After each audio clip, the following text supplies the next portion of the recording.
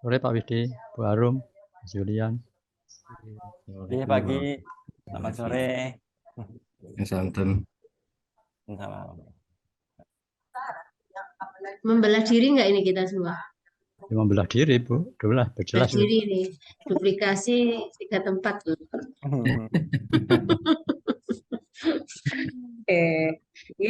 Monggo kami serahkan pada ahlinya. Monggo, kita mulai. Ya, monggo Pak Ki. Matur nuwun Bu Arum, saya mengambil alih yang mestinya wewenangnya Bu Arum, ini saya ambil alih itu.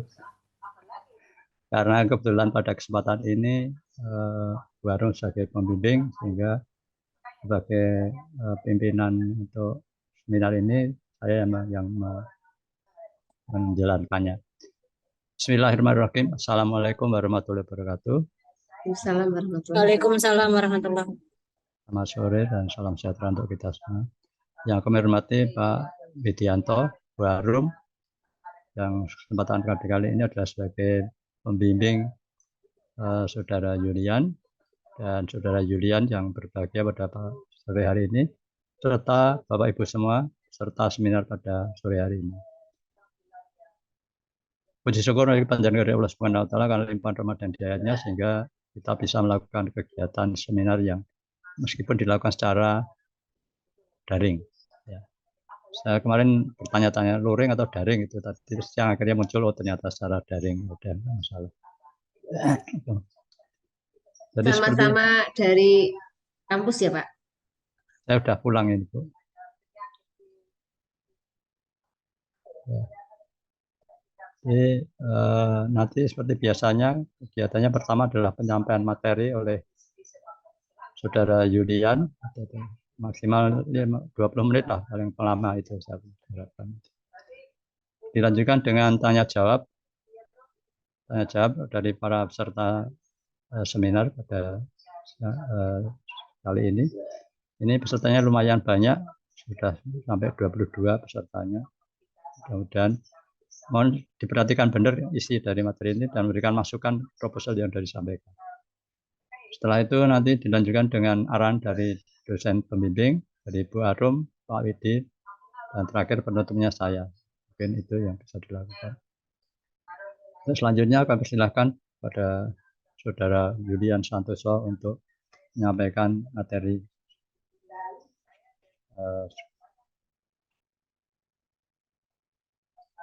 Terima kasih Pak Gi. Selamat sore Pak Widi, Bu Arum, dan teman-teman sekalian. Izin, apakah suara saya sudah terdengar Gi? Sudah. Izin untuk share screen. Ya, apakah sudah terlihat?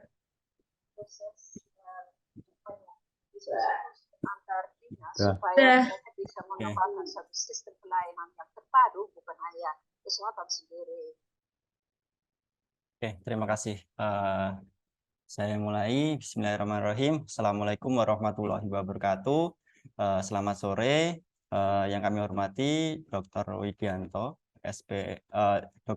Insinyur Widianto, SPMSI PSD sebagai pembimbing pertama, dan juga Dr. Insinyur Trinitas Padmanirung, SPMSI sebagai pembimbing kedua. Lalu juga Dr. Sugiharjo sebagai penguji seminar proposal pada sore hari ini, dan juga sebagai moderator seperti itu. Di sini saya akan memberikan gambaran bagaimana proposal penelitian saya yang akan saya lakukan ke depannya seperti itu. Jadi untuk judul penelitian saya adalah Strategi Nafkah Rumah Tangga Pedesaan di Daerah Hutan Produksi di Kabupaten Rembang. Masuk ke pendahuluan, bahwa hutan memainkan peranan penting dalam menjaga keseimbangan ekosistem dan mendukung kehidupan manusia. Lalu keanekaragaman hayati yang tinggi di dalam hutan mendukung siklus kehidupan yang kompleks dan berkelanjutan. Hutan juga dianggap memiliki peranan penting dalam menjaga keseimbangan ekosistem dengan mengurangi risiko bencana alam, termasuk bencana kekeringan, tanah longsor, dan kejadian ekstrim lainnya. Nah, baik di tingkat global, hutan juga dianggap mampu memitigasi perubahan iklim melalui penyerapan karbon hingga berkontribusi pada keseimbangan oksigen dan juga kelembapan udara serta melindungi daerah aliran sungai karena hutan dianggap mampu memasok 75% air tawar di seluruh dunia. Menurut data Global Forest Resource Assessment menunjukkan bahwa Indonesia ini sebagai penyumbang 21% luas hutan secara global seperti itu. Ini menurut GFRA 2020. Nah, namun permasalahannya adalah ada harapan bahwa hutan menjadi sumber nafkah bagi masyarakat yang tinggal di sekitar hutan. Menurut data Forest People Program, terdapat 20% penduduk dunia masih bergantung terhadap hutan seperti itu. Nah, mereka tinggal di hutan ribuan tahun yang lalu sehingga hutan telah menjadi bagian mereka, menjadi way of life masyarakat yang berkelanjutan dan sebagai bagian integral dari budaya masyarakat itu sendiri. Sebagai contoh di Afrika itu ada suku Pygmy di Kongo dan juga ada suku San di Afrika Selatan.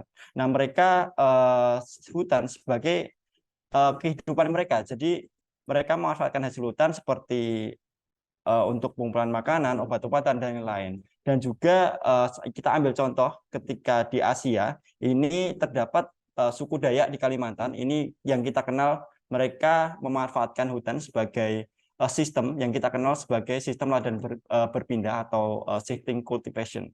Atau juga banyak masyarakat yang menggunakan sistem tumpang sari atau intercropping begitu.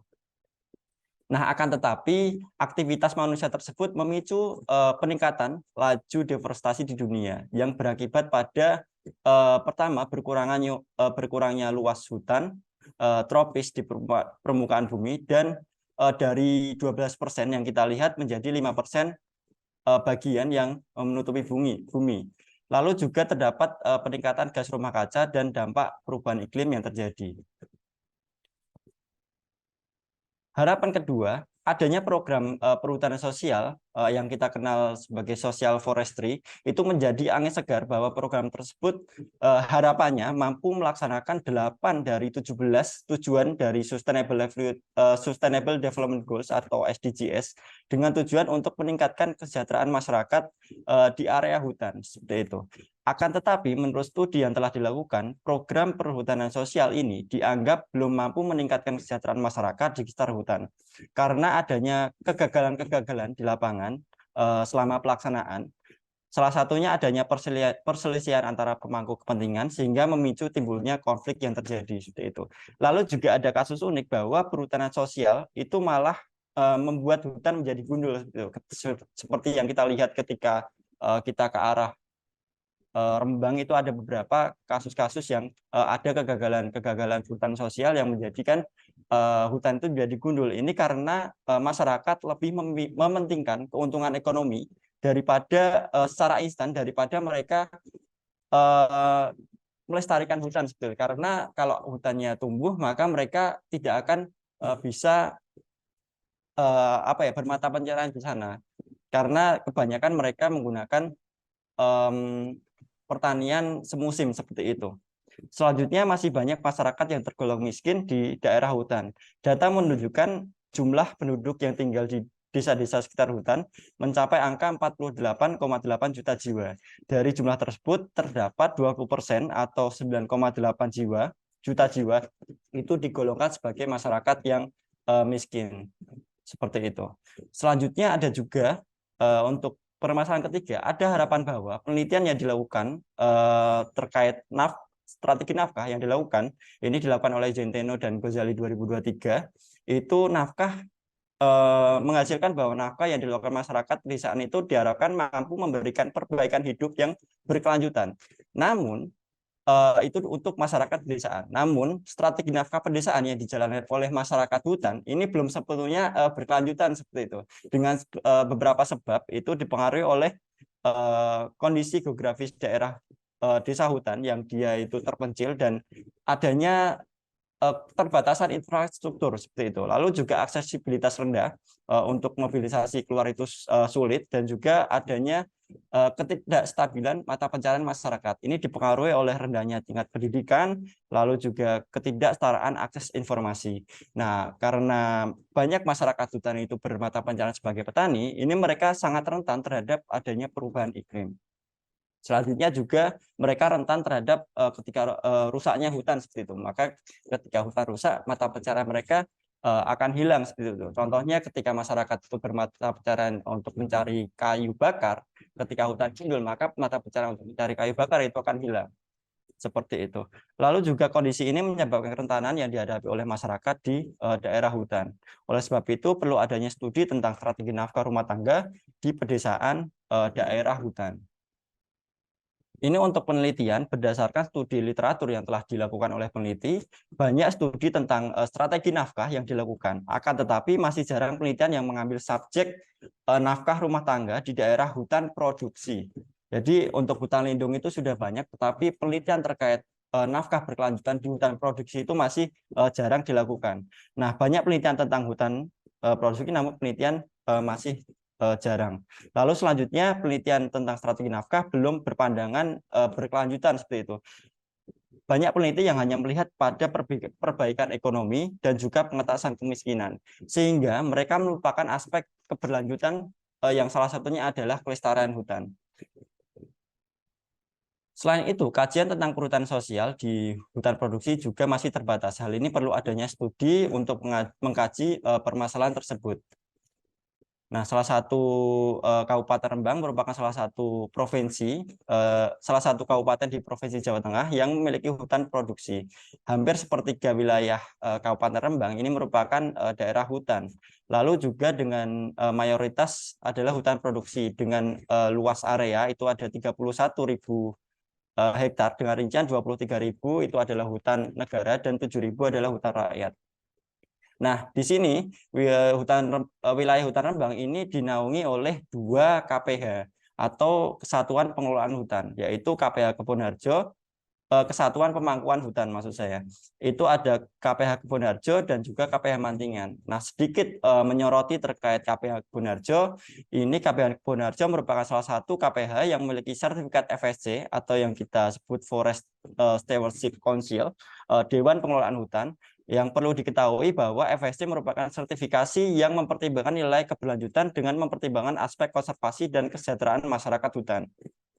Nah, di Provinsi Jawa Tengah ini terdapat 4 sertifikat FSC yang diberikan kepada KPH Jepu, KPH Radu Blatung, KPH Kebonharjo, dan KPH Kendal.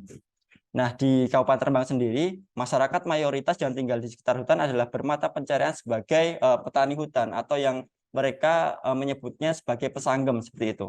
Mereka melakukan persilan di hutan seperti itu.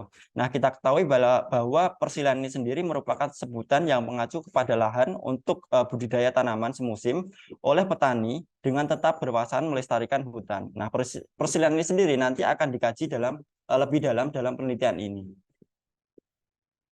Selanjutnya, dari hasil survei awal terdapat dugaan bahwa adanya keseimbangan kehidupan masyarakat hutan dengan kelestarian hutan di beberapa desa di wilayah Kabupaten Rembang. Ini akan menjadi studi kami di beberapa desa tersebut. Nah, berdasarkan dugaan tersebut, studi tentang strategi nafkah di Kabupaten Rembang akan menarik untuk dikaji dalam penelitian ini. Hal ini juga berkaitan dengan adanya keterbatasan penelitian tentang masyarakat hutan di Kabupaten Rembang, dengan fokus utama pada hutan produksi itu sendiri. Oleh karena itu, peneliti memiliki alasan untuk melakukan penelitian tentang strategi nafkah rumah tangga pedesaan di daerah hutan produksi di Kabupaten Rembang. Untuk tujuan penelitian ini, yang pertama, untuk mengetahui bentuk pengelolaan hutan produksi di Kabupaten Rembang, selanjutnya kami juga ingin memahami aktivitas nafkah rumah tangga pesanggem di daerah hutan produksi, lalu juga menyelidiki strategi nafkah berkelanjutan rumah tangga pesanggem di daerah hutan produksi, dan juga menilai seberapa jauh strategi nafkah berkelanjutan yang dipraktekkan oleh rumah tangga pesanggem ini apakah mampu berdampak terhadap keberlanjutan ekonomi, sosial, dan kelestarian hutan. Nanti kita akan mengulik ini bahwa bagaimana mereka mendapatkan nafkah, tetapi juga tidak merusak hutan itu sendiri, seperti itu. Nah, untuk selanjutnya penelitian terdahulu, berdasarkan hasil review yang kami lakukan, masih jarang adanya penelitian tentang Sustainable Livelihood Approach atau yang kita sebut SLA pada masyarakat yang tinggal di pedesaan hutan, khusus pada kasus di hutan produksi. Lalu juga SLA kurang memfokuskan studi pada upaya keberlanjutan ekologi. Dalam hal ini adalah kelestarian hutan itu sendiri. Selanjutnya masih jarang peneliti yang menggunakan pendekatan studi kasus menggunakan multiple case. Jadi nanti kami akan memberikan melihat beberapa kasus di beberapa desa di Kabupaten Rembang terkait pengelolaan hutan. Lalu juga ada jarang ada kajian yang berpandang pada kasus yang positif seperti itu. Jadi ini penelitian ini sebagai tambahan literatur bahwa ini loh ada daerah di Rembang itu pengelola masyarakat itu mendapatkan mata pencarian dengan strateginya mereka dan juga hutan itu masih lestari seperti itu. Ini memang kasus-kasus yang jarang terjadi dan hal ini dilakukan di hutan produksi seperti itu. Nah, lanjutnya untuk landasan teori yang kami gunakan itu untuk konsep rumah tangga petani, kami mengambil referensi dari White and Benjamin, lalu Amanah 2014, dan juga Islami et al. 2015. Terkait kondisi masyarakat hutan, ini kami mengambil referensi dari Luo dan Sabania Hartono 2016. Selanjutnya pendekatan nafkah berkelanjutan, ini kami menggunakan referensi dari Chambers 92, Ellis 98, Skun 2016, lalu Winter 2001. Selanjutnya juga kami akan melihat livelihood asetnya mereka, bagaimana bagaimana modal capital yang dimiliki oleh rumah tangga masyarakat hutan itu adalah natural capital, lalu juga financial capital, ada juga physical capital, social capital, dan juga human capital. Jadi capital ini sebenarnya harus berjalan seimbang seperti itu. Selanjutnya kami juga landasan teori strategi nafkah ini seperti ekstensifikasi, intensifikasi, diversifikasi, migrasi ini diperkenalkan oleh Skun, Kranz, dan juga Frank Ellis begitu. Selanjutnya kami juga melihat pandangan kami melakukan penelitian dengan berpandangan pada teori ekologi manusia. Ini diperkenalkan oleh Rembo dan Capra pada 2003 begitu, pandangan mereka hampir mirip. Jadi adanya keberlanjutan itu ketika sosial sistem ini ada dan juga ekosistem ini akan berjalan beriringan seperti itu. Jadi nanti konsep dari penelitian ini akan melihat bagaimana keberlanjutan nafkah mereka, nafkah masyarakat, dan juga keberlanjutan dari ekologi dari hutan itu sendiri, dan juga paradigma pengelolaan hutan di Indonesia. Ini sebagai landasan teori kami.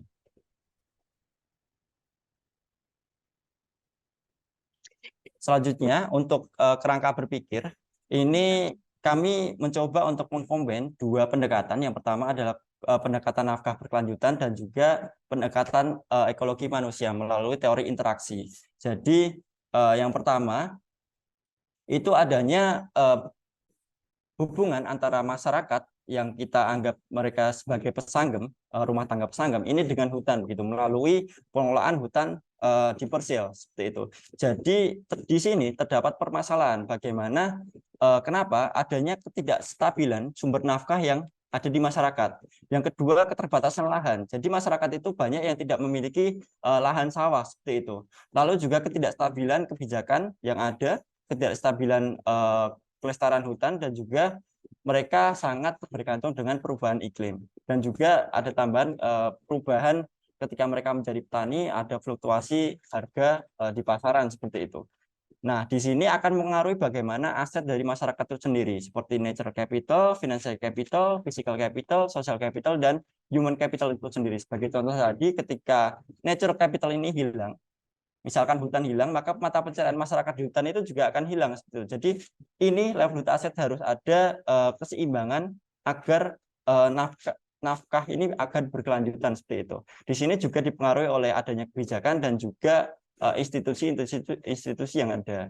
Nah, maka dari itu mereka juga akan melakukan strategi nafkah yang dilakukan termasuk intensifikasi, ekstensifikasi, diversifikasi, dan migrasi. Ini kalau intensifikasi adalah memperkuat lagi apa yang mereka miliki seperti lahan sawah misalkan, atau lahan hutan, lahan persil itu dimanfaatkan sebaik-baiknya. Lalu kalau ekstensifikasi ini memperluas lahan, diversifikasi ini bisa jadi mereka menambah tanaman yang ada di lahannya atau mereka mencari pekerjaan yang lain. Dan juga mereka ketika tidak mendapatkan pekerjaan di wilayahnya, mereka akan melakukan migrasi. Dan strategi ini bisa juga dari Darmawan itu ada juga strategi konsolidasi dan lain-lain. Nah, di sini pada intinya adalah bagaimana adanya keseimbangan antara nafkah itu berkelanjutan dan juga kelestarian hutan. Jadi ini akan saling berdampingan. Jadi kalau nafkah ini mau berkelanjutan, maka kelestarian hutan akan harus berkelanjutan seperti itu. Dengan dimensi ekonomi, sosial, dan juga ekologi, atau kita sebut environmental.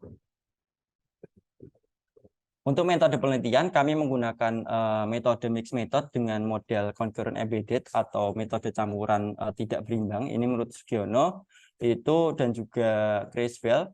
Itu metode penelitian ini menggabungkan penelitian kualitatif dan kuantitatif dengan cara mencampur dua metode tersebut secara tidak seimbang.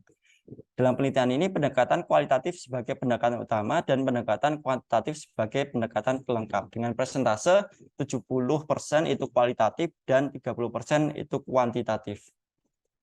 Nah, penelitian ini juga menggunakan studi kasus pada 2 kasus di 2 desa di Kabupaten Rembang. Itu ada Desa Wonokerto di Kecamatan Sale dan juga Desa Tegaldawa di Kecamatan Gunem. Kedua daerah ini memiliki pengelolaan hutan yang amat baik dan masyarakat tetap menjaga kelestarian hutan walaupun mereka bermata pencaharian di hutan. Dan 2 desa ini dipilih dengan pertimbangan letak geografis yang mereka karena ada perbedaan sebenarnya. Mereka untuk Wonokerto itu di daerah dataran rendah dan Tegaldawa itu sebenarnya di dataran tinggi namun dikelilingi perbukitan seperti itu. Lalu juga sebenarnya juga ada perbedaan antara kepemilikan wilayah hutan HPD atau hutan pangkuan desa. Itu kalau Wonokerto itu memiliki luas 902 hektar, namun Tegaldawa ini 114 hektar. Nah, ini di Tegaldawa ini berbeda dengan Wonokerto karena Wonokerto ini mereka bermata pencarian di hutan di wilayahnya, namun kalau Tegaldawa ini mereka bisa sampai daerah Wonokerto untuk mencari mata pencarian begitu. Itu khusus di hutan. Nah, ini yang menjadi menarik untuk kita kaji, namun ada kesamaan keduanya. Bagaimana mereka masyarakat ini tetap menjaga kelestarian hutan walaupun mereka mendapatkan mata pencarian di hutan. Dan ini ada kesamaan sosial budaya terkait kearifan lokal yang terjaga. Lalu juga mata pencarian di Pesanggem di 2 daerah ini juga masih lumayan tinggi, 65% di Wonokerto dan 85% di Tegaldawa seperti itu. Dan menurut studi awal preliminary survei kami itu di 2 desa ini mampu mewakili daerah hutan yang akan diteliti khususnya di Kabupaten Rembang. Ini kami berkonsultasi dengan beberapa stakeholder di KPH Kebonharjo seperti itu. Selanjutnya untuk pengolahan data, kami mengambil data untuk yang teknik interview, in-depth interview, observasi, dan data sekunder untuk di KPH Kebonharjo, Kepala BKPH, Kepala RPH, Fasilitator, Polisi Hutan, Ketua LMDH, dan Kepala Desa terkait seperti itu, dan perangkat desa. Nah, kami juga menambahkan untuk survei ini dengan rumah tangga Pesanggem yang mereka bermata pencarian di KPH Kebonharjo. Ini di Desa Wonokerto ini kami mengambil sampel 33 rumah tangga Pesanggem dan di Tegaldawa ini ada 30 rumah tangga Pesanggem. Nah, ini kami menggunakan rumus Lovin untuk mencari sampel ini dan dengan derajat kepentingan 10%. Ini dengan teknik nanti kami menggunakan kuesioner dan ada tambahan interview untuk melihat bagaimana pandangan masyarakat itu terhadap hutan seperti itu. Lalu juga terkait analisis data, ini kami menggunakan model spiral. Ini sebenarnya analisis ini tidak jauh dengan model yang kita biasa lakukan, itu ada model interaktif yang kita gunakan biasanya Mel Superman yang lalu hanya saja analisis ini lebih menitik beratkan pada adanya coding begitu. Mengcoding data-data yang ada itu kalau di Mas Superman itu kan ada yang dulu ada reduksi data. Kalau di sini tidak ada reduksi data. Jadi data itu semua data yang dikumpulkan itu menjadi penting sendiri. Jadi tidak ada pengurangan data. Dan juga kami menggunakan software Evivo untuk mempermudah dalam analisis data dan model ini lebih menitik beratkan pada visualisasi dari data yang ada. Selain itu juga terkait analisis data kuantitatif, peneliti menggunakan analisis data deskriptif statistik dengan analisis sederhana seperti yang kita lihat mean median maupun analisis yang lain seperti itu. Selanjutnya untuk rencana luaran kami, ini akan kami seminarkan di International Conference on Environmental and Rural Development pada 8 Maret 2024 di Konfuen, Thailand. Lalu juga kami akan mempublikasikan di jurnal internasional bereputasi di Forest and Society Trinidad Scopus. Ini merupakan referensi terkait penelitian ini. Terima kasih atas perhatiannya. Nanti kita akan lebih banyak diskusi mungkin untuk memberikan masukan dan memperkuat dari proposal yang akan kami lakukan seperti itu. Untuk riset ini didukung oleh Perhutani dan juga untuk studi awal ini dibiayai oleh BPDLH seperti itu. Ini merupakan penelitian kedua yang didanai oleh Kementerian Pendidikan. Bahasa Jawanya juga fasih ya. Terima kasih atas kesempatannya. Kembali ke moderator.